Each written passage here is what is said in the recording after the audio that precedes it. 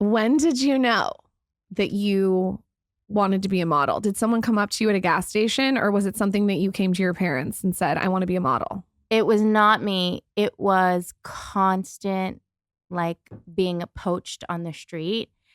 And I didn't even understand it. I was so young. This was even before I actually started. I was so little that I just didn't understand why. I grew up in New York, Brooklyn, on the subway kind of thing. And people would come up to me and my mom and be like, is she wearing contacts? Yeah. And I didn't know what contacts were. I don't even think anybody that I knew could afford contacts. But I would literally, people would be like, look up, look down, to the left, to the right. And it was crazy. And we had a family friend who was adamant, and I had done everything. I, did ballet for a week. I, piano. I just kept on and didn't find anything that really stuck. And my mom was like, do you want to try this? And I was like, well, what does that mean? And she's like, oh, you know how you like read YM and 17 magazine and you'd be one of those girls. And I was like, she's like, you might have to miss school. I was like, okay, cool. Let's try it. And it just kind of took off from there. I did a test shoot. I met with 3 agencies at the time. I don't remember the smaller one, but Wilhelmina and Ford were the 2 big ones. Wilhelmina was like, she's gorgeous. That's so kind of them to say, but we don't know what to do with her because they had at the time like an all blonde, blue-eyed board. And maybe that one really dark-skinned Black girl that they kind of had to have, but they didn't really know how to manage people of color at the time. And there wasn't that much diversity. It was just kind of starting to pop.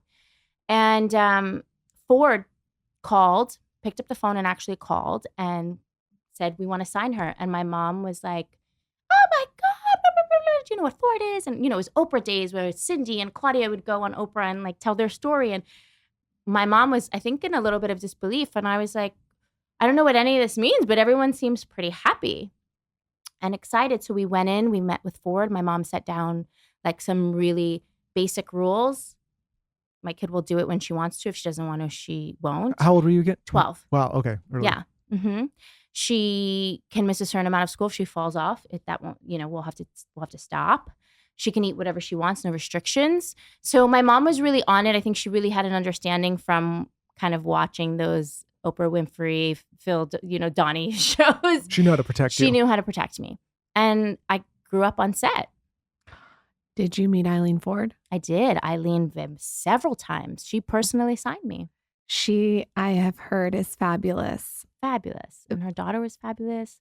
And I grew up eventually after, she moved on working with Katie, and they were fantastic. And my booker, Andrea, is still a friend of mine to this day, even though she has nothing to do with the business. They really protected me really well and protected the girls at the time well. And then we all kind of branched off and went other places. People ask you that you had contacts because your eyes are very unique. What are they? Are they blue or green, or is it like a little? It's like a both almost. They change according to my husband. When I'm angry, they get dark. I don't know. I don't look at myself when I'm angry. He might be right. He better watch out. He better watch out. Let me ask you this: would you put your kids in modeling after your experience? Good question. So, I love what we have today. Yeah. I look at what we do. And I can share my child, and she's at 7 years old now, and she can choose when she wants to be a part of something, and she semi-understands. So, hey, Lennox May, American Girl Doll wants to send over some stuff. But, it's kind of a job for mom. So I'll do all this stuff that you can't do, but do you want to be in the pictures playing with the dolls? And she'll say yes or no. She'll say yes right away, of course. So she's a ham. So she's like, what? After they send me 4 boxes last time, of course. Now we have to think about, okay, what day do we kind of take the photos? What day feels good for her? What day isn't too much? I know that Wednesdays are her pack days, so we won't do that. And she gets to choose. And then sometimes I have to call client and say, listen, I'm sorry, we're going to be late on this. My daughter's not ready. She doesn't want to do it right now. And, if you want to work with me, you understand that it's always family, friends first. So you learned through your mom and your experience how to put parameters and boundaries around your own kids. Absolutely. Now, would I send her out on a set? No, I don't think I'd send her out every single day on a set. I think because we have the opportunity to do what we do now, it's not that necessary. Yeah. You know? So when you were young, it sounds like you had a pretty good experience, but there's obviously a dark side to modeling. Yeah. I mean, first of all, whenever I have to take photos, and I'm not a model, but whenever I have to take photos, I dread it. It's a lot of work. You can't even do it, by the way. Michael Bostic literally cannot do it for more than 30 minutes. In fact, if you go to my Instagram, there's like 4 photos of us in the entire feed. He can't do it. We've talked about it on this show that I have a ton of respect for models and people that do this for a living because it is not easy. And anyone thinks it's as simple as just standing in front of a camera. There's lights flashing on you. There's all these people telling you to move. It's, oh my God. You have to pose in different areas that aren't comfortable. You have to worry about the light, the makeup. Everyone's picking you apart. Touching you. Also, Oh. another thing no one talks about too, and we can get into this too because you did acting, is like to have all the energy in your face. Like you sit down and it's the makeup and the hair and the eyebrows and the photographer. It's a lot of energy. It's a lot of energy. And one of the hardest things for me was you have no opinion. Yes. You have no opinion. I don't like that. You feel like a prop. These shoes are uncomfortable. No one cares. For me, I have naturally curly hair. You can see it wearing out today, and they would burn it, straighten it to the point of like, this is damaging my hair. Please don't glue in extensions. I mean, you know, it's the 90s. They were gluing things into my hair, and I was going home like didn't have the stuff to take it out, and I'd start ripping my hair out. And so the hardest part for me was always that you just weren't allowed to have an opinion. And that's kind of when I started to look at acting more seriously and say, well, at least you can help craft who this character is, and you can give this character quirks, and you can bring parts of you and parts of, you know, some imaginary version of you. And that was fun. And then when I transitioned out of that into the digital space was my best. This was my best because I get to tell my narrative.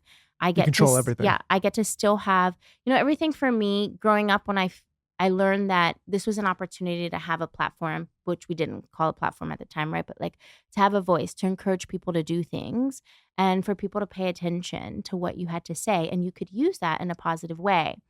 And that for me has always kind of been my calling.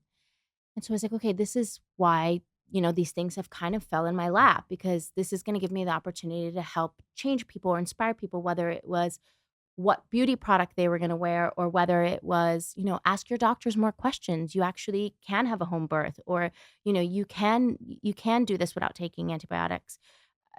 And when I got into the digital space, I was like, oh, wow, now I get to tell my story and influence in a way that feels very true to me. Because you were so young, you started at 12. Did you see the dark sides of eating disorders, drugs, all these things that we hear about all the time? Or was that not even in your ether? I definitely saw it. But, you know, I always tell my mom. So I left home very early, probably right before I was 16. And I think I was 25 when I was sitting on the stoop waiting for a taxi to go back to the airport at my mom's house. And she goes, do you have any cash on you? I was like, probably not. I have my ATM card. She's like, you always have to cash on you, D. Gives me Dino. My family calls me Dino because I'm part Greek. Gives me $50 in cash. And she goes, I think you're going to be okay. And I was like, Mom, I've been on my own for almost a decade. I'm definitely going to be okay. And she's like, I worry. And I go, you know, the foundation you've given me is always there. So no matter what, I've come close to the fire. I did, you know, hung out in bad neighborhoods, maybe tried some stuff, maybe made bad decisions, but I never like went all into anything. I always had my mom. My mom was a single mom, and she gave up I don't cry. She gave up her entire life for me, and I carry that with me, not in a way of guilt, but a way of pride. And I carry it with me, and I pass it to my kids, and I make sure that that's part of our family today, to this day, every day. It's like you're acknowledging the sacrifices she made and making sure that they're worth. Yeah, absolutely. A single mom of how many? Just me. Okay. Thank God. I mean, I have 2 kids, and I have my partner who's fantastic. I don't know. I can't even imagine. That's how I feel too. Like, I can't imagine being with someone that's not 50-50. Like, I don't understand it. And I do have 2 brothers from my mom's second marriage, but where I don't even consider my stepdad. Like, that's my dad. My brothers are my brothers. Yeah.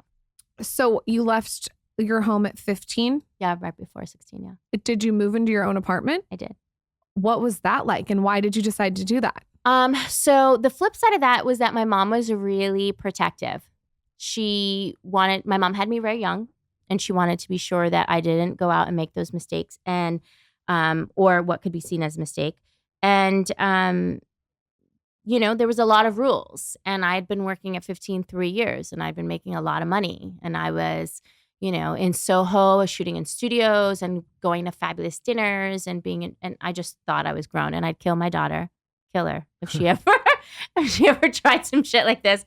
But I literally, after I had my daughter, 2 weeks later, called my mom and bawling, crying. I'm so sorry. Isn't it weird once you have a daughter and you're like, oh, you're like, oh my God. What did I put my mom through? And also, that's not fair. You gypped your mom, because Michael and I talk about this all the time. We're like, we have this many years left. That's not fair. She got gypped. So you know what? You got it short. You know what? I didn't understand that or have any perspective of that till I met my husband. Why? Because my husband, unfortunately, sadly lost his mom. I never got to meet her when he was 32. And you can imagine that kind of life shift for him made the relationship of mother and son so much more important. He held on and still holds on to all those beautiful moments. And me and my mom had, friction many times. She's strong, I'm strong, and she raised me to be strong. And she always raised me, don't depend on no man, go out there, work hard, build things, buy things, get your own things, invest, work. And so that's what I thought I was doing. And that kind of flipped on her, I guess. And flipped on her in what way? Meaning, well, like, because I left. So I was like, cool, I'm working. working, I'm making money. Like, I can just go out and do this. You left the nest earlier. Yep. And we had moments of friction. And when I first met my husband, he turned around and he said, you took like a part of mothering away from her. And you have to realize that. Yeah. I mean, I can see what he's saying. You're probably like, oh, come on, don't say that to me postpartum. Fuck, your hormones are so fucked up. So effed up. But I get what he's saying. Like, there's 3 more years that she could have had. But at least. But I think it worked out for her. But we're super close now. I mean, we've always been super close no matter what. I always come home for the holidays, no matter where in the world I am. I've missed COVID. So 2 Christmases my entire life. I always come home, and I've lived everywhere. I've traveled everywhere. And I'm like, I got to go home for Christmas.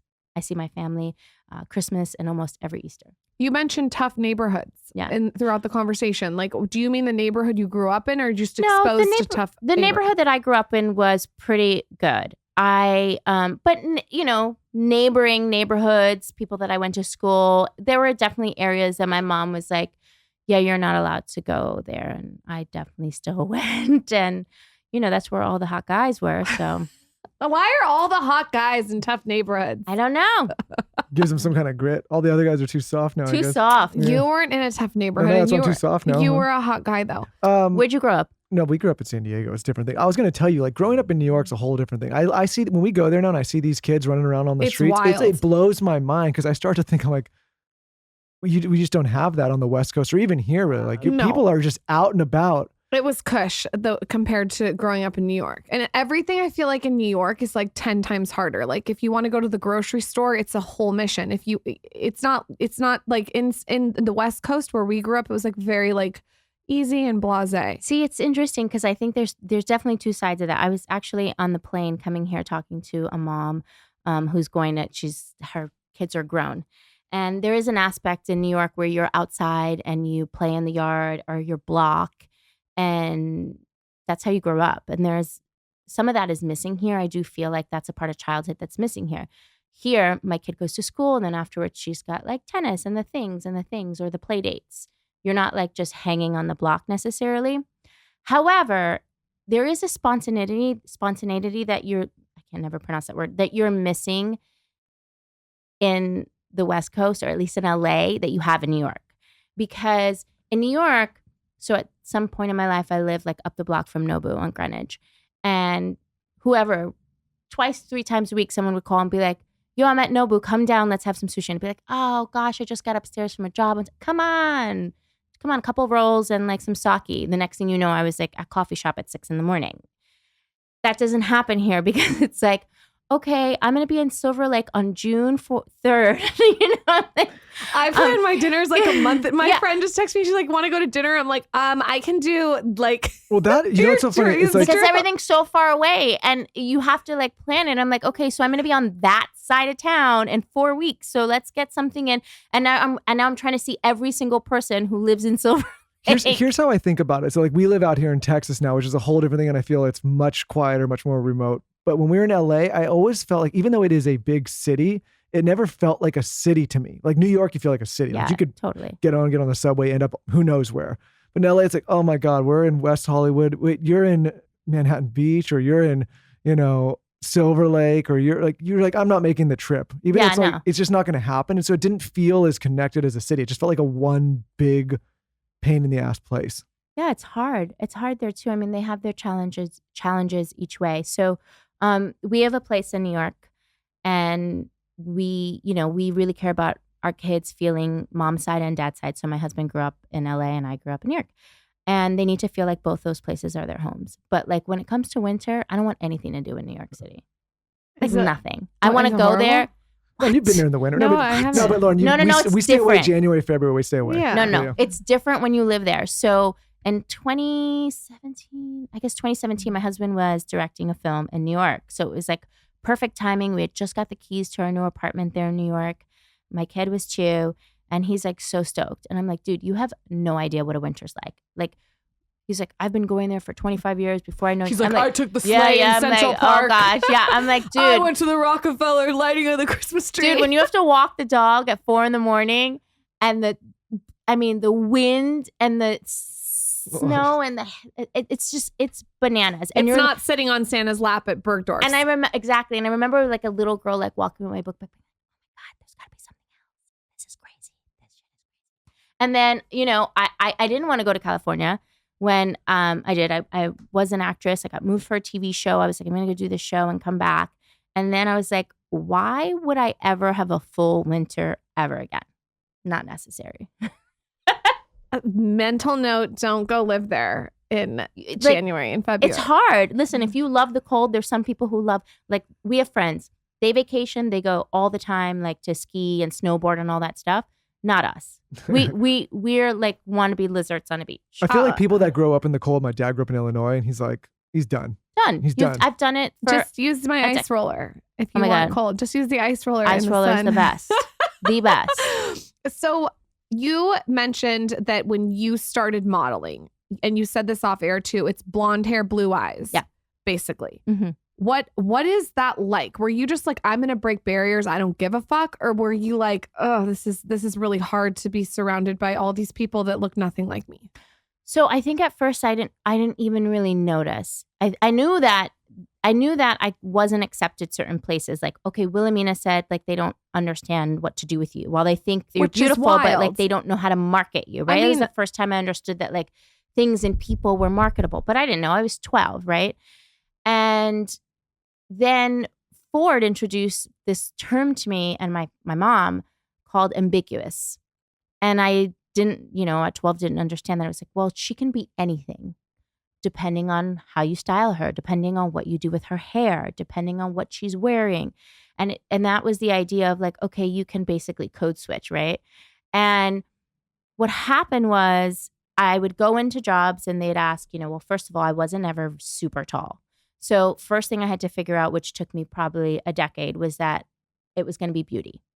I had to really, that's the niche. Before we knew use the word niche in our everyday lives, right? That was it. I needed to niche down because the truth of the matter is I was never going to do a Gucci campaign because I was never going to walk the runway. That's the way it used to be. You'd have to walk the runway. You'd walk the runway to be potentially like considered for a fashion campaign, a major like designer house. Like it was a disqualifier if you weren't a certain height right off the bat. Right off the bat. And I was like in New York City with the heels, changing them, walking in my sneakers to a casting, then get in a corner of the street, changing my shoes, putting on like 7-inch heels and walking in and being like, I'm 5'5.5". And I'm like, I'm sorry, I'm 5'7.5". And I'm like 5'6". So, trying to sound like every man on the universe lying about that inch and a half. Oh, of course. Absolutely. Both ways. Just give us the inch and a They half all line. lie. If it's a 6-incher, they'll say it's a 7-incher. Are you saying women don't lie about anything, Lauren? We're gonna open this can of worms here. I'm just saying men do tend to lie about their dick size and their height all the time. It's a lie. When is the last time you ever heard a guy say you have got a little dick? I did measure your penis once, so I can vouch for you. We went all the way down from the asshole up. Yeah, we did not. We gotta get the full. That's the dark side. That's what's called the dark side. Start at the knee and go. You know. Go ahead. Where was I? Yeah. So and then I started to see that people wanted to like box you and put you in a place, and that really kind of irritated me. Because I started to understand that, like, when I wore my hair curly, I looked more one way. And when I wore my hair straight, I looked more like a different way. There were times when I had brown contacts, or they'd shoot me and they'd would digitally, like, retouch my eyes to make them brown. Oh, that's insane to me. Insane, right? Well, and I was a little girl. Like, I mean, this, like, because you have such unique eyes, right? It's like, why would... Okay. But who knows what the rhyme or reason was then.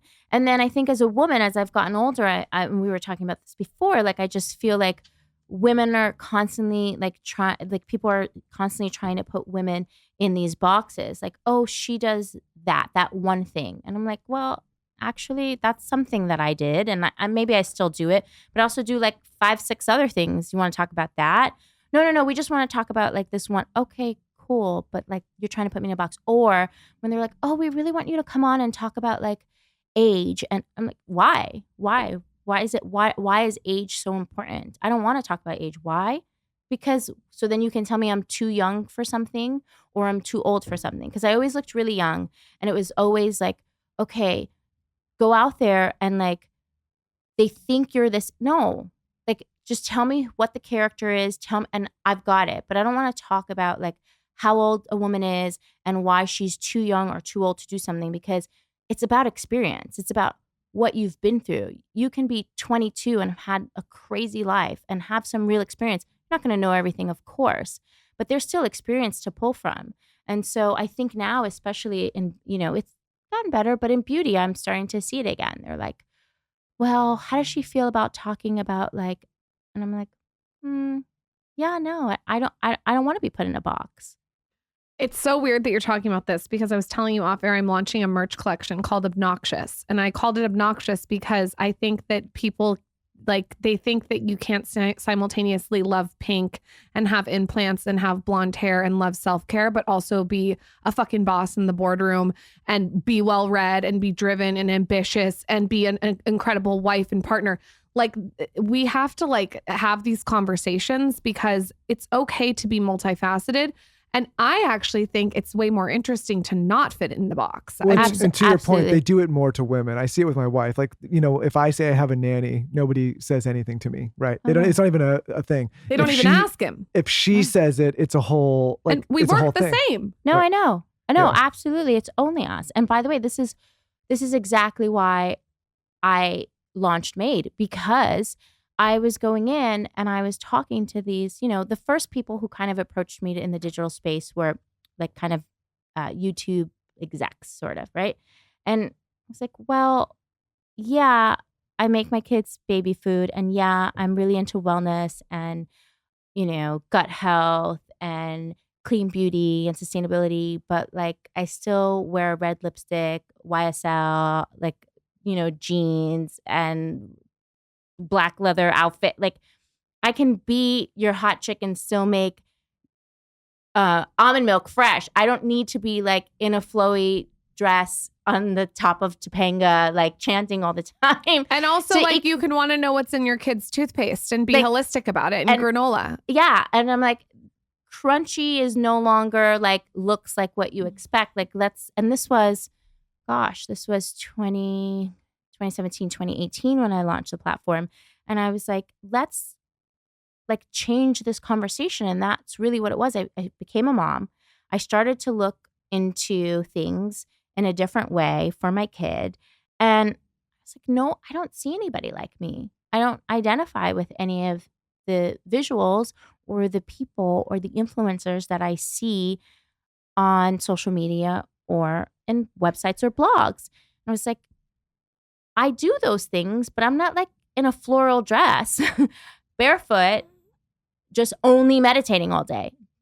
That's just one version of it. It's like, very that's not parallel me. though to your modeling days. Yes. It makes sense to me that you would have this epiphany later on in life about something else, because it sounds like you had the epiphany when you were 12, but you didn't know how to articulate it or communicate it. And now you're older and you can look back and you have the foresight and you can see, oh, this is what they're trying to do to me. Yeah. So first, before you get into your kids and your home birth and your career, I want to just know before then, when you decided to go act in LA, what were you working on? And then I would love to know why you decided to move on from acting. So initially I moved from New York to LA with a soap opera called All My Children. What's that? That's only like the biggest soap opera there is, right? Wait, hold on. 42 years on air. 42 years on air. 41 of those years were in New York. So when they left New York was a huge deal. And also, just if you're unfamiliar with soap operas, I know you know that one, but people like, I have a friend that has watched every single episode of All My Children for the last, like, whatever it is. It's interesting because for me, I always look at it like the first version of social media, because you know how those stories work, the stories. So, okay, so I got my role. I played a prostitute who with a heart of gold. Multifaceted, there bitches. We go, right? On All My Children. And everything's about fan letters. So the more fan letters you get, the more the writers write for you. So how do they know? Like, they count them. Because they come into the studio or they come in. Okay. Yeah. And you have fan events, and it's kind of like it was the beginning of, like, for me, followers. Because when Twitter launched, I was the one in ABC going, guys, everybody get on Twitter, because this is what, I didn't understand what social media was, but I was like, this is what's going to happen, because people I was the first one. So it was like, soap opera fans are following me. Like, as soon as you know it, this is going to be how they quantify how much they write for us, every episode they write for you, the more you get paid. Wait, I have to ask this. Is the prostitute with the heart of gold getting letters from jail with, like, guys' semen in it? No, there was no semen, thank God. Well, that's the guys from jail get excited. I have to say, there were guys from jail. See? Because they're watching the soap opera. But there was no semen, thankfully so. Get creative. And actually, you have a dirty mind. Actually, I'm really surprised there were no dick pics at all. And I honestly keep a pretty clean DM track now. I don't get those anymore. You know what I say, right? So when I was on TV, everyone, my community was like 50-50, right? So 50% men, 50% women.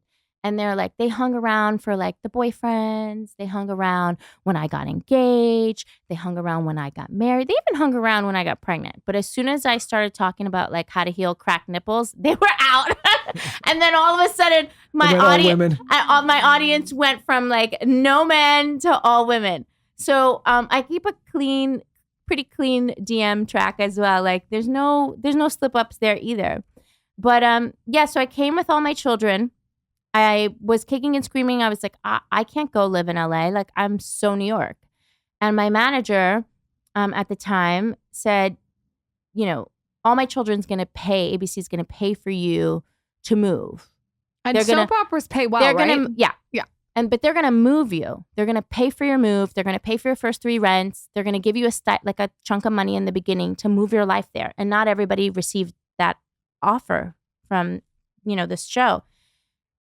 And he knew my heart so well because he'd been with me forever. He goes, there's, like, some girl in middle America who's like, if I wait enough tables and I save $1,000, I can go to LA and go to Hollywood and be an actress. And he totally, I was like, damn, I can't do that. I can't blow this opportunity. So lo and behold, moved myself to LA. And then every time I had, like, a Thursday, Friday attached to a weekend, I was out. I was back in New York. I was in the clubs. I was, like, partying with my friends. I was flying back and forth. And then after about a year, I started to find my place, my people, where I got, where I did yoga, where I got my juices. I started to find my little vibe and community there, and it started to settle down a little bit. And then that was supposed to be my Samantha summer. Where you fucked whoever you wanted. Yes, because I didn't have a real Samantha summer. I didn't get it. I met my husband. He totally screwed it up. You screwed mine up too. Samantha from Sex and the City fucks whoever she wants and doesn't give a damn what anyone thinks. I didn't get a Samantha. I didn't get it. I had a Samantha summer, but like for like yeah, I'm sure. You had like 6 years. You guys were living Samantha summers your whole life. That was the whole thing, and I had been like relationship after relationship. And I'm gonna start calling it now. Or I'd have a break, but I was never just frivolous with sex, like just enjoying sex for what it was. And I was like, fuck this. I just got out of this crazy relationship, and I was like, this is gonna be my Samantha summer. I'm just gonna go out. Like I was telling my girlfriends, we're just gonna go out and fucking party hard and like travel. And when we're not working, be weekends places and just like fuck safely, but have fun. And then literally like 3 weeks later, I met my husband. How'd you meet him? Casting. He's a director. He's a director. Is he scandalous. Scandalous. I asked him out though. Oh. Yes. Wait. Yeah. So is he a director for All My Children? No. Oh no. So my husband is actually pretty good at what he does. He directs commercials and film, and he's done a lot of videos that he did because he came up from the music video era. So give us one that we're like that. Oh my God. I don't know. 17 Rihanna videos, Killers, Lana Del Rey.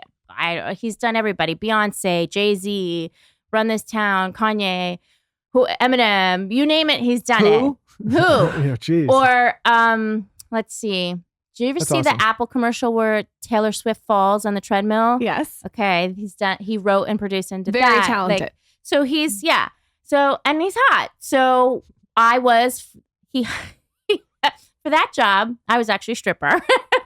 Prostitute, stripper, Samantha Summer. I did pole dancing for like 2 years. Best workout ever, by the way. You ever do it? Do you want to try it on the Devo Late right now? No, listen, I don't think I'm that. That can't hold me. That can't hold me. What am I going to pull? Did you ever try it? No. Do I need to try it after the baby? I mean, I can get down on a strip pole. I think. No. I'm talking about like flips and twirls and like rubbing my vagina up and down the thing. Like.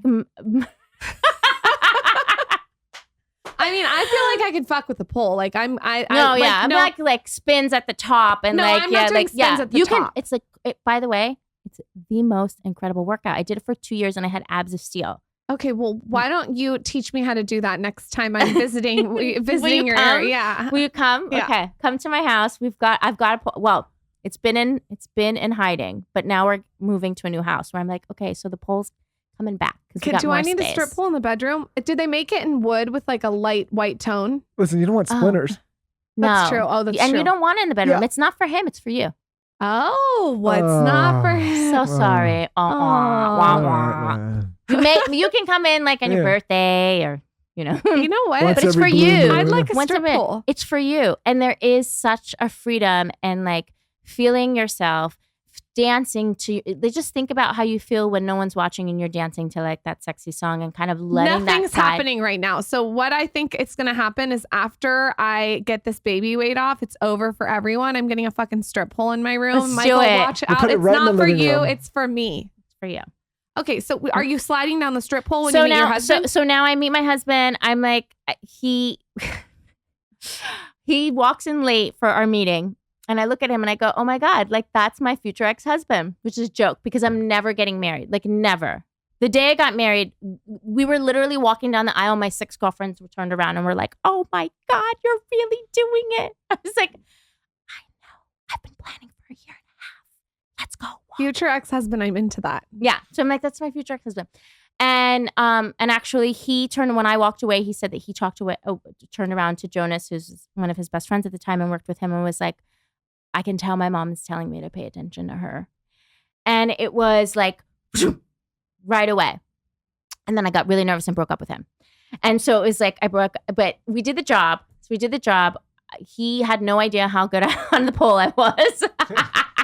You're fucking good on the pole. Oh, can you do an Instagram story on this? I got to get it up again. He had no idea how good I was. I think that definitely helped.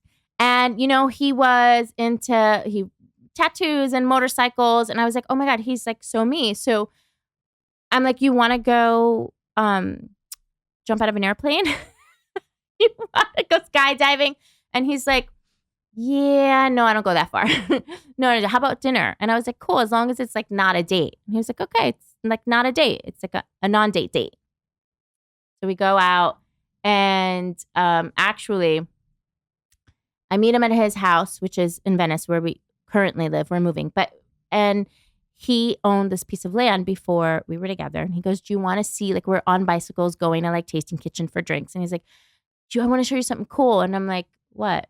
And he's like, oh, this property behind like this like gate. And I'm like, well, we got to go get drinks. Why? And he's like, you never know. Like you might live here one day. And I was like, dude, I'm not fucking you on the first night. Like it's not happening. Relax. That's where we ended up living, having kids, building a house. Like our life was like right away.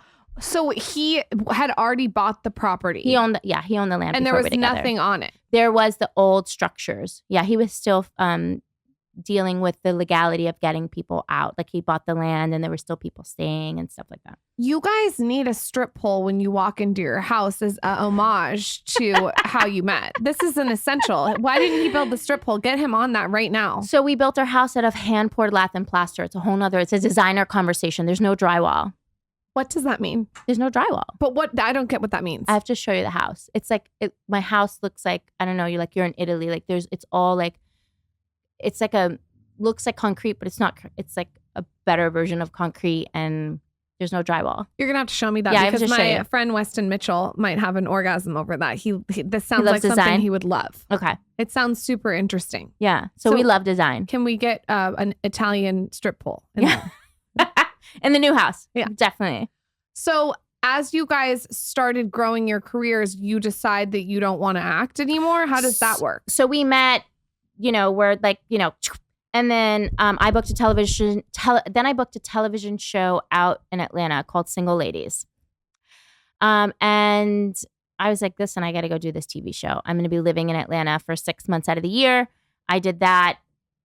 And if you want to like still be with me, you've got to like come every weekend. And that's the only way this is going to work. And he did. And I did that for 2 years. And after the first year, he proposed. We went to Greece. He proposed. He asked my grandfather for my hand in marriage. Really, really romantic and old school like we are. And then I went back out for another season. And when I came back, we were moving into the house that we had just built, the one I was telling about. And I was pregnant. And it was a perfect reason to leave that show because it was very chaotic over there and the energy. Like I came into the show like, oh my God, this is going to be so cool. The show was about, it was like a Sex and the City type show. And I was the Carrie Bradshaw character. So fashion. And how long did you do this? I did it for 2 years. Okay. So like, vintage Chanel and Louboutins. And I was making out with guys every other day, new actors coming in. And my character was always in love and in a sex scene all the time. And that's when I really didn't, this was just about the time like my idea on health and wellness was really starting to change because I was like exercising to be like skinny and fit on TV. And that was my idea of like, oh, I'm into health and wellness. Until then, the next year I got pregnant. And I was like, okay, the things on like what was happening on the show, the interpersonal stuff was just not working out. It was not like, hey, we're best friends and we do this show. It was too crazy. And I left and I didn't know I was going to stop acting. I was going to have this baby and go right back on set. Until I had the baby and was like, so who takes care of the baby? I wondered that too. I was like, wait, what happens, right? Like no one's like, I don't know. No one came to me and said, we had no plan either. You don't remember that. We had no plan. Like there was zero like. We did have a night nurse, but after I had a doula. I was like, what do you do? And then what happened? And all my family lived in New York and I always lived like I grew up, my mom had me, but my grandmother was around, my aunts were around, and like everyone kind of helped out. I had this baby and Anthony was like, so I've got to go do this job in Croatia for Nike. And I was like, oh, so it's just me and her. And then I spent about, I guess, a year and a half being a full stay-at-home mom. And in that process, I was talking about my journey and how I understood that health and wellness was not about being in the gym and not about how many hours you could crush it. It was about rest. It was about taking time for yourself. It was about being kind to yourself and giving yourself a break and just like listening to your body. And I really understood that like it wasn't go hard or go home. It was go home and rest your ass. You forgot something. What? Your husband delivered your baby in your home. Oh yeah. That's a big. No, I'm gonna say it right now. I'm not equipped, Lauren. I'm not equipped. Hold on. We got you. We can walk you through this. Let's walk him through it. Well, first of all, did you know that you wanted to have a home birth? Yes. We were having a home birth from the very beginning. Okay, so he was like on board and he knew it was coming. Yes. Yeah. And what are we doing with the plaster in the house? Are we making sure nothing's touching it? Because that is giving me anxiety even thinking about it. That was honestly giving him a little anxiety in the beginning too. But the midwives are like, it's all good. We come in, we like plastic bag things. And so I have in this house a Roman bathtub. So, the bathtub is like deep in the floor. I'd love a Roman bathtub if you're wondering. My birthday's coming up. Go ahead. Let's do it. Yeah, go ahead. So I labored in there. But hold on. Your water breaks. No, my water didn't break. So you just went into labor? Yeah, I was 12 days past due with both kids. Wait, so this is what I don't get. Yeah. You're 12 days past due and all of a sudden you start laboring. Why didn't the midwives get there in time? So good question. That's why the first midwives didn't deliver the second baby. Yeah, because they were far. They should have been like at the door. They were far. So we're in Venice. They were in Eagle Rock, but they were who I chose and who came heavily recommended. And there was no, first baby. Everyone tells you it takes time. Right. You're gonna labor. How many hours of labor were you in? I like 100. I don't like a long time. Like a long time. I 2 hours front to back. Wait, so nobody you started expected having contractions. So it was 12 days overdue. Okay.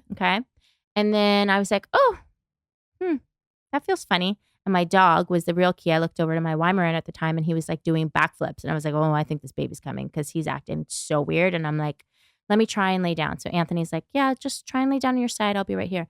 And the next thing you know, I was like, whoa, nope, in the shower. And I was in the shower and then I was in the tub and then I was on the bed. And you called the midwives. We tried in the bed. We called the midwives. Midwives are on their way. My mom is there. My doula is there. And I'm like, I can't do this. We got to go to the hospital. And my mom, being exactly going back to who she was before, was like, no.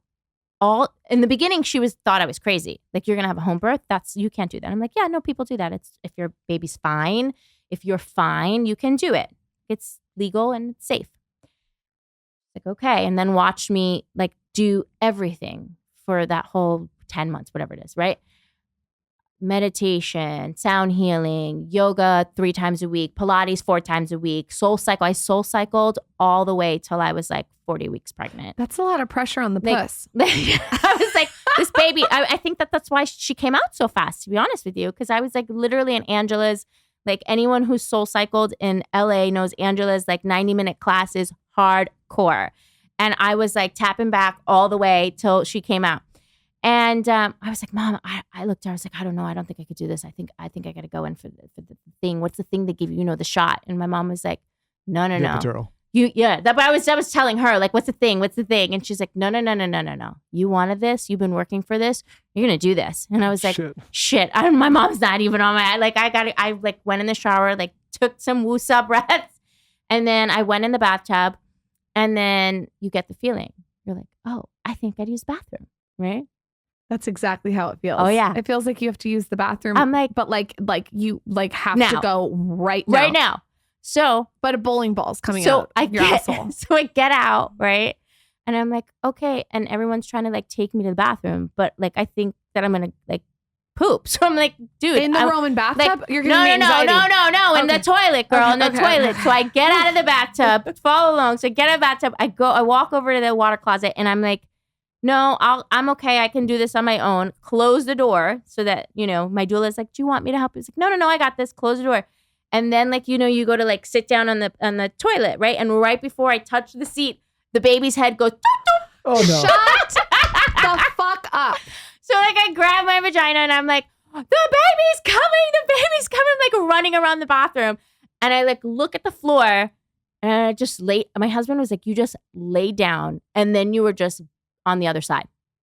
Wait, so you go to sit down on the toilet to take a shit, so you think, and you're crowning Ring of Fire. And Boom, you're not Ring of Fire yet. She just kind of slipped out because you don't know what Ring of Fire is until you're at Ring of Fire, by the way. So, but did you even have pain with your labor because it's so quick? No, I felt like I was hit by a Mack truck. Okay, so it really hurt. But then your husband tells you to lay on the ground? No, he said I looked over. I was like, I came out. I was like holding myself and I was like, the baby's coming, freaking out. And I like kind of looked around the bathroom and the next thing you know, he's like, you just laid on the floor and we're like 2-3 pushes and boom. It is primal though. You just went into straight, He was like, you're on the other side. He's like, I've never seen you so clear. And I've never been so much in love with you and so fucking frightened of you at the same time as I was in those moments. So who catches the baby? So he caught the baby. So while this is like, while I'm laying on the floor, he's walking around with a camera because, you know, my husband's a photographer too. So he's like, walking around. Directing. He's like, wait, no, totally. Oh my God, totally. He's worried about the light. That you know him. Okay. So he's like, gosh, I don't remember her name, but the midwife's on the phone. And I'm like, okay, give me the phone. She's like, hi, babe. Don't worry, I'm right here. I'm like, okay, great. Mom, go to open the door. She's right here. And she's like, well, I'm on Lincoln. There's a little bit of traffic. And like chucked the cell phone across the way and it was on.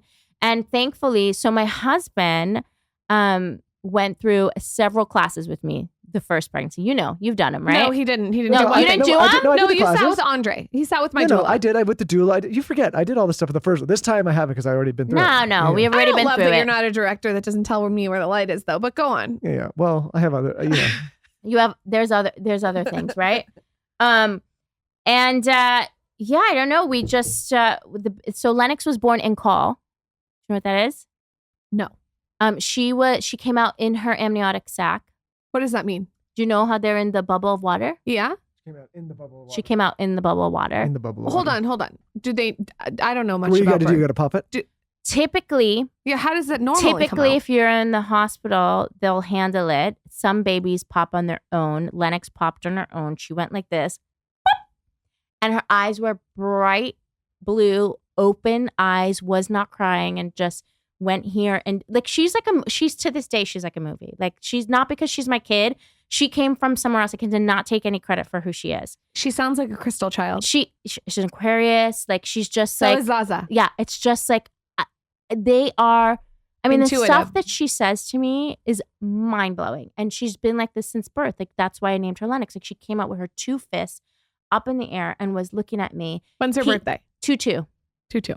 And my husband put her on my chest and she crawled like the movie shows. Like, that was not my son at all. My son was the opposite, but also born at home. So when we went to have my son 4 years later, I guess, new team, and everybody was really sensitive to what happened the first go around.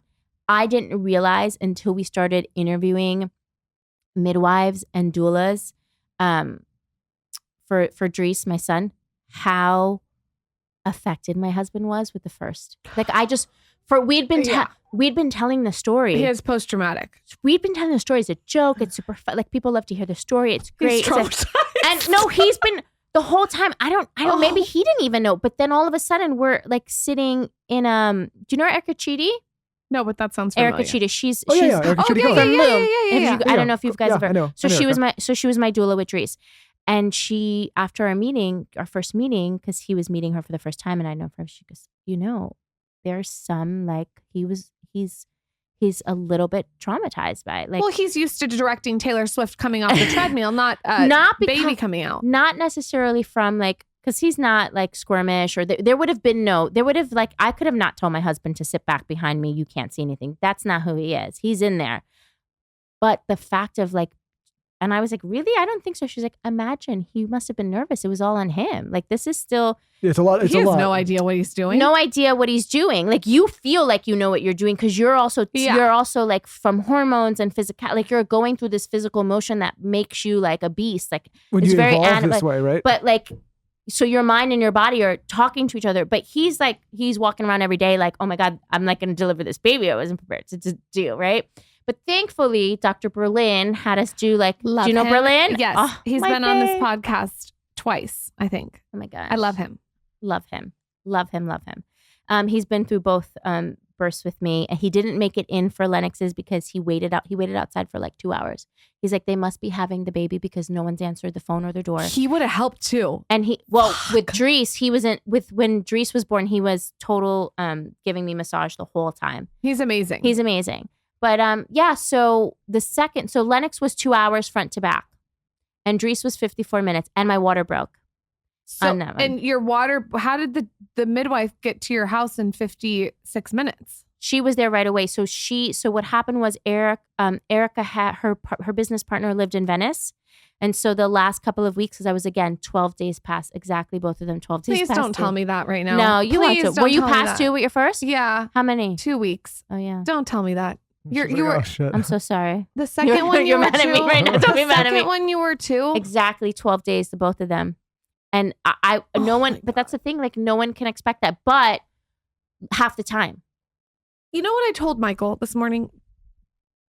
Being a few weeks out is like someone telling you, hey, you have the stomach flu today, but it's going to go away in 3 weeks and you're going to vomit and shit your pants and have a fever, but it's only 3 weeks. Yeah, no, that's and not you're like, cool. Yeah, no. That feels like forever. It feels like forever. It's forever. The end is forever. I get it. I know. Oh my God. And you're telling me you went over 12 days with the second one. Okay. So the second one, was it more seamless? The second one was, everything was just faster. I was shocked because I didn't know what a water break was and like what it felt like. And you know when they're like, it's not like the movies? It was like the movies. I don't know what my everywhere. Yeah. So I laid down. I was like laying down in bed. I was like, I better like get like prep a Instagram post for. It was like, no, totally, because it was Maid's 1 year anniversary. My son was born on my business's 1 year anniversary. Got it. So I was like, in case he comes in the next couple of days, like, I'll just have it up. Like, plan my feed. And I was like sitting there coloring my, making my cohesive. That's when we really cared about our cohesive feeds. And my husband's like passed out snoring. And then all of a sudden just like boom, boom. And I was like, what was that? Like, what was that sound? What was that feeling? And the next thing you know, we're in a waterbed. And so I wake up my husband. I'm like, hey, I think my water broke. And he's like, okay. And I'm like, no, get up. Like, my water broke. It's a lot of water. It's going everywhere in the bed. Like, and we have like a suede, crushed velvet. She's anxiety right now. So much anxiety. This house, I'm like, what, is the house okay? Blue crushed velvet, okay, bed. And he gets up and like college is like, you just put the towel down. He's like, it's okay. We just put a towel down. And I'm like, I flick on the light. I'm like, dude, and there's water everywhere. He's like, holy shit. Yeah, this isn't like this is not, has come. This like, this isn't like we can just wipe it up and pretend like there's no mess. It's not like, oh, it's okay. You've got your period. It's okay. We just put a little towel down. No, it's not like that at all. So, and so Erica had been staying in Venice at her business partner's place, thankfully so. And so she was at my house within 3 minutes, and everybody was really prepped to come fast because my first was so fast. You don't say. I think that you were probably like, everyone, it's time now. Yeah. Your husband was probably like, I gotta go get a candy bar. I'm not doing this one. Not doing this one again. So is your first going to be part of, Zaza going to be part of like this? I didn't even think about that until you just said that. Really? I don't know that you're allowed to have more than one person at the hospital right now. Because of COVID yeah, still? Well, yeah. Why, even here? What is that like? There's COVID here? It's Texas. Yeah, there's no COVID here. What? Yeah, COVID who? I don't know if well, we're in a different but I don't know how Zaza would respond if she saw me giving birth. I can't think of that. Are you really 40 so far? Right now? Yeah. No. I'm 38. No, I'm 36. I'm 36. I think I'm 36 right now. I think I'm going to deliver at 38. You go ahead, girl. Go ahead. Put it out in the universe. Manifest that shit. Manifest it. I'm 36 weeks right now, and I think I'm going to deliver at 38. You could have time if you wanted to start thinking about including her. So what I did was I first showed Lennox. How old is she again? But how old was Lennox? 3. 3. Oh, 3. She's 2. 3.5. So I first started showing her videos of animals giving birth. Did it scare her? No. It's natural. Natural. Yeah. Right. And then after like, I don't know, 10 videos of animals giving birth, then I showed her videos of women giving birth, like easy, showing her that there's going to be screaming and there's going to be blood. And she was fine. And she was like asking a lot of questions. And then I said, so when it's time, it could happen at night. Lennox happened during the day. So it could happen at any time. You can be part of it or you cannot be part of it. It's totally up to you. We will ask you and you will decide at the moment. And she was, I got to be there. I got to be there. I got to be there. I got to be there. So now it's 1-something in the morning and I can feel like I was like, I got to use the bathroom. That baby's here already. And I'm like, Mom, go wake up Lennox. And she's like, are you sure? I was like, she'll kill me if you don't wake her up. She wakes, Lennox is in it. She cut the umbilical cord with Anthony. That's At cute. 3? 3.5. That is amazing. Oh. She cut the umbilical cord with her dad. Yeah. Mm-hmm. That's cool. Yeah. She was like, why is this baby so white? Because like all the vernix. By the way, Dries had so much vernix on him. I was literally like this. What is vernix? Why don't I know? Is It's that the good stuff. for you? No, What it's the white stuff? It's the white stuff. Wait, do I need to put that on my face Yes, afterwards? and don't wash the baby. Wait, Well, can you you- put that in your products? Zaza had that. A vernix serum? You take the vernix. It's like literally Wait, like off his butt, like putting it on my eyes. I'm going to take it. How did I not know that? Zaza had it. But we didn't give her a bath Yeah, after, so that's what that's you why. want to sink in. And that's why, because that's really good for the I'll skin. give you some facial massage with vernix when, Yeah, it's when just like the pull next out one the- is I need some help. Pull out the Let me wash. get some You of look that vernix. great. What do you Thank mean? you. Yeah, Yeah. he looks okay. Listen, I could use a little vernix though. Lauren, don't be stingy. Okay, Pass it over. so take the vernix. Hopefully I'm saying it right, but you know what it meant. Okay, The white Everyone's stuff. screaming at their mics right now, yelling. Yeah, at Yeah, us, I "You're know, saying it I wrong." know. I can't I mean, believe- everyone's gonna be in my DMs. Just like side note, I can't believe that your 3.5-year-old was like, it was almost natural for her to see a birth, it sounds like. But it is very natural for Right. them to see Right. birth because No, it makes before we sense. had hospitals, and thank God for hospitals and thank God for hospital births, and they're necessary and they're great. And listen, everybody, like, I'm a firm believer in your body, your choice, what you want to do, how you want to do it. We all have choices, how you want to eat. There's no one-stop shop. Like, I was vegan for 6 years. My kids are, my daughter eats meat now after being vegan for 6 years. Her decision. We taught her how to like listen to her body and say, hey, you're going to try something. How does it feel? This makes me feel great. Cool. So It now sounds like you're really good at communicating with your kids. yeah, because they're just little people. They're not like any less than, yes, you have to communicate with them in a way that they can comprehend at their age level. But I don't shy away from, it doesn't mean I tell her inappropriate things, but we don't shy away. We talk about why people are protesting. We talk about racism and sexism and what's happening in the world right now. And she goes to a school that teaches them about identity and that some women, some women identify as male, some males, like, we are super open to her because we want her to have all the tools that are necessary to go out in the world and succeed. And I think that, when you put people in a box and they go out and they're like, oh, wow, like, what do you mean? It's just, if you're not exposed to everything, then you don't know how to maybe understand it, or maybe you have you have to kind of sit back and figure out how to understand it, or you have to do work that you're doing later in life that you could have just been always kind of just carried with you. Like, we just try and expose her to everything. We try, and my son as well. And we just really just root in our kids that everything is about like love, understanding, things that are natural, like things that happen in this world or are part of life. And some things are going to like jar you and some things are going to be scary. But remember, like, mom and dad are always here and you always have a choice. You can be part of something, just kind of like my mom did. Like, when I say, like, I always came close, almost like I touched the fire, but then I was like, I have a choice. I don't have to go all the way in. Like, I don't have to go in that trouble, that like scenario. That scenario looks like too much trouble. I'm going to see you guys later and I have the choice. I can turn around and walk away. It's interesting you bring up these, like, as you were talking about, like, exposing children to just all different walks of life and different experiences in life early on is so important. I was thinking, I grew up and my aunt was a lesbian, right? I remember going to her wedding when I was like 5 or 6 years old. And I think what that experience did to me is, for me, it was so natural. It was so normal that it was never a strange thing to me. And I'm grateful for that experience because, you know, you go through life and you watch maybe some other people that hadn't been exposed to those things, especially then, right? And it was like this unnormal, unnatural thing to them.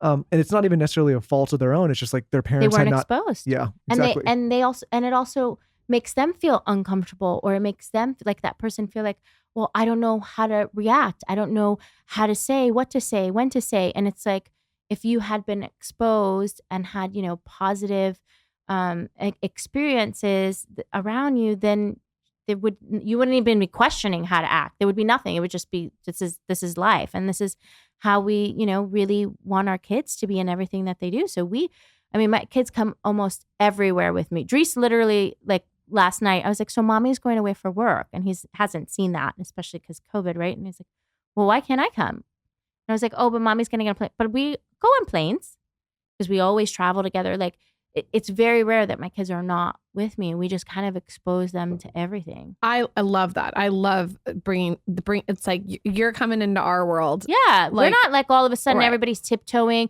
You have the parents who are like, shh, baby's sleeping. Well, if you shh when the baby sleeps, guess what? You're going to be shushing forever. No, we're not shushing when the baby sleeps. The baby needs to sleep amongst the chaos, amongst the noise, so the baby gets used to it. And the baby's been doing that its whole time in gestation. Well, to your point, at some point in life, these kids are going to get exposed to the realities of the world. And if they're not equipped to deal with it and they think it's some unnatural thing, then it creates a real challenge for them in the future. I mean, I think it's why you see some of things. It's honestly a lot of the issues we have in the world is based out of ignorance, right? Absolutely. I know, not stupidity, but ignorance. People just don't know because they're not exposed and they haven't educated themselves. You know? I also think too, what that creates is a non-judgmental environment, which is I think it's one of the best tools you can have as you get older, is to come from a space of non-judgment and understand everyone's had unique experiences.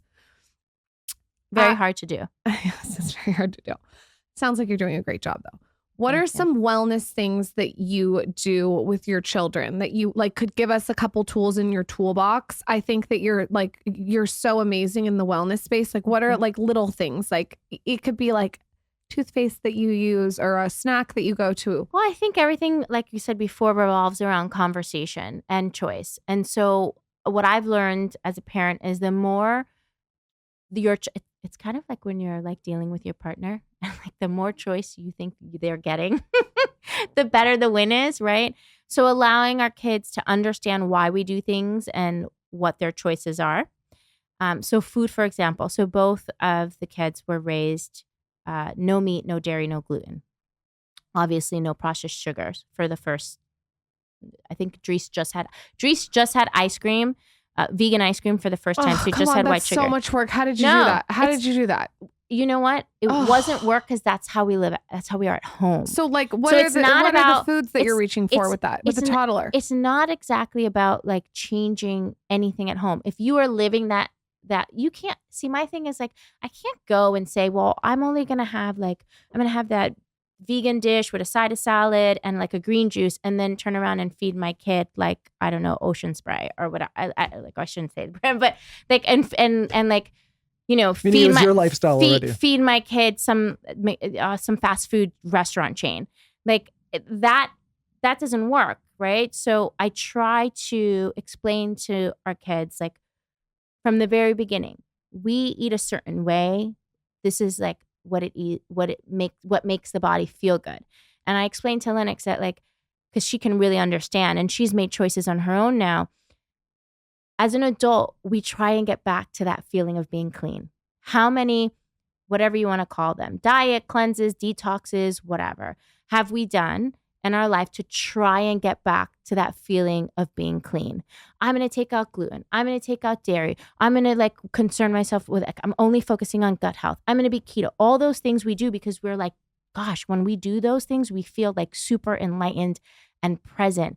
And I want my kids to start that way so that they're not going back. They're making the choice on their own. So what are like some like specific snacks and stuff that you could like, for me, I'm busy, like toddler. What are some specifics? So we do like a lot of cut fruit that your kid can just go in and grab on their own, especially now, like you're starting to get at the age 3, 4, 5, like they start to go in and like you have things pre-cut in little, that's a good tip.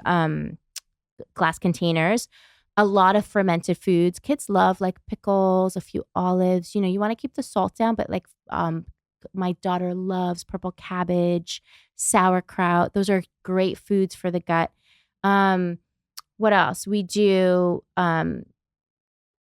cookies that are made from like gluten-free oatmeal. My son loves gluten-free oatmeal with like strawberries on top. It's like they only know what you give them. So if you give them Oreos, and I'm not saying your kid should never ever have an Oreo. It's just your kid shouldn't have Oreos every single day. Because why? What's the benefit of it? It's not. And you know what gets them? What? Juice. Juice. I know, but juice. But I do green juices. My kids love green juices, but I just do apple, right? So it's sweet. You put whatever greens in there, some mango and apple, and they're super happy. Like my kid loves green juice. Both of them, green juice, coconut water. If we're at a birthday party, they'll have like those little pouches or something like that. If we're in a spot, like in a moment where someone's having a tantrum, or we're at a gas station and you get one of those like green, I can't remember, like the applesauce, like that's great. That's not, those moments are going to happen, but it's all about what you have in your refrigerator at home. So they're going to eat what they see. And that's pretty much it. Like, looks like we're gonna have to throw away Michael's ice cream after this. what ice cream do you eat? No, I don't even really eat. I'm just kidding. He's lying. I have like one ice cream. Jenny's. Like, Jenny's is great. No, he has no attachment to food. I love Jenny's. Jenny's is great. My kid has the vegan version. Because at the one in on Rush, she has I buy like a thing of ice cream. I'll have like 4 bites and then I won't touch it again for. Oh, no one wants to hang out with you because no one does that. By the way, I buy ice cream and I eat the whole container. And you're not delivering my baby in 2 hours at the house either. I don't know about that. Yeah, or directing the light. I don't like a lot of ice cream. No, but seriously, listen. When the kids didn't, so Lennox now eats meat. She decided last summer that she wanted to try it, and we said, "Cool, you can try grass-fed beef." And she said, "I like it, and I like the way it makes me feel." And we said, "No problem. You can have it 2 to 3 times a week." Wow, she's intuitive, but she knows what makes her body feel good. And one of the best stories ever was right before COVID hit. We went camping and they had the campground, the little store, whatever. And she wanted those. Oh my gosh. They're like in plastic, they're ices and they're like all food coloring. Otter Pops? Not Otter Pops. No. This is like what we grew up in. Like 25-cent plastic. Pixie sticks? No, I don't know the brand, but it's like, they're fully plastic, artificial coloring, all sugar, frozen, and they're tall and skinny, like a ruler. Maybe, sure. I don't know what they're called. Otter Pop, yeah, they're like, it's just straight ice with like sugar and water. Terrible. And, like, artificial flavoring. Yeah, the worst. Like, and nothing I want to give her. But she's 5, so she's fully understands that kids have those. So she's like, I really want one. And I said, I really would prefer not to get you that because there's no beneficial reason for you to have that. Like, there's no nutrition. It's not. She says, but I really want to try it. I said, okay, fine. Because she was there. I said, here's the deal. You can have it. I'm going to tell you first why. I'm going to read you what's in it. I'm going to tell you why I wouldn't want to give it to you. So Cute. Food coloring, red fat, like all of that, right? So those are things that she is used to hearing, right? She says, I still want to have it. Okay, cool. We're going to check in 15 minutes, 30 minutes, and an hour. So you can check with your body, see how your body feels. 15 minutes, she was like, I'm fine. She keeps on eating it. 20 minutes later, she's like, oh my God, I'm itching, Mama. I'm itching. She's like, this thing is toxic.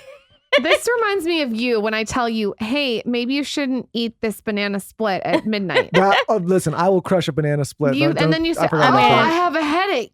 You're literally Lennox with the Otter Pop. I'm like a 35-year-old child. And all of a sudden, by the way, she'll never ask to eat that again because she had her own experience with it. So the whole point of my thing is like, you just give the kids, we all eat differently and we all feel like our bodies benefit from, some people are like heavy meat eaters. They feel like they need to eat meat. Some people love, plant-based. Cool, no problem.